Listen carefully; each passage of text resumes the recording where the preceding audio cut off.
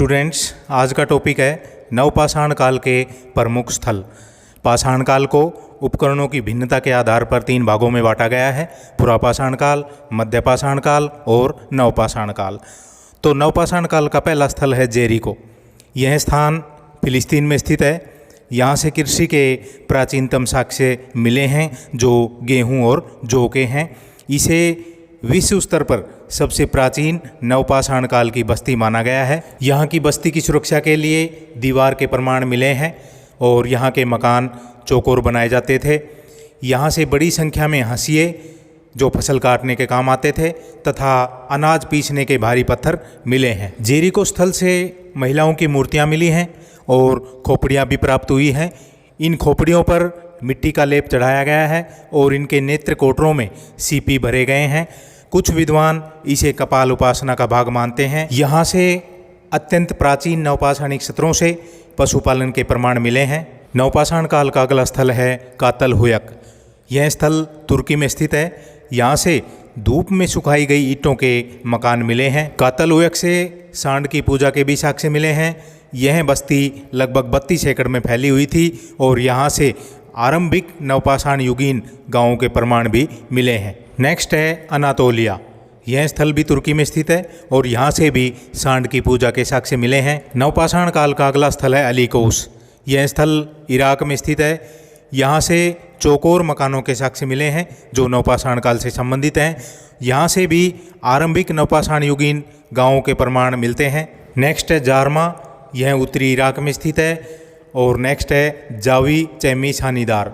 यह भी उत्तरी इराक में स्थित है जहाँ से नवपाषाण काल के साक्ष्य प्राप्त होते हैं। नेक्स्ट है एन गजल। यह स्थान जॉर्डन में स्थित है। यहाँ से गेहूँ और जौ की कृषि के साक्ष्य मिले हैं। यहाँ से हंसिए और अनाज पीसने के बड़े पत्थर भी मिले हैं। यहाँ से भी आरंभिक नवपाषाण युगीन गांवों के प्रमाण मिले हैं। नेक्स्ट है मैक्सिको।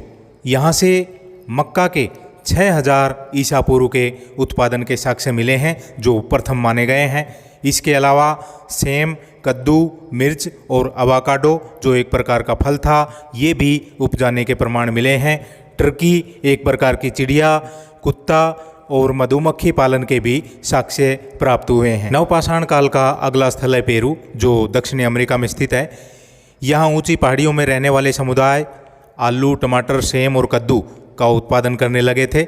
लामा तथा अल्पाका जैसे जानवरों को पालतू बनाने लगे थे ये। नेक्स्ट है स्प्रिट गुफा।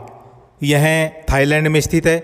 यहाँ से 10 विभिन्न प्रकार के पौधों के प्रमाण मिले हैं जिनमें बादाम, काली मिर्च, खीरा, सुपारी, फलिया और मटर आदि शामिल हैं। नेक्स्ट है नाहेल ओरेन। यह स्थल इजराइल में स्थित है और यहाँ पर पौधे उपजाने की प्रक्रिया बहुत पहले आरंभ हो चुकी थी। इजराइल के नाहेल ओरेन से बहुत पहले पौधों के बीज प्राप्त हुए हैं जो गेहूं के बीजों से मेल खाते हैं। नेक्स्ट है स्टारकर। यह इंग्लैंड में स्थित है जो नवपाषाण काल का स्थल है।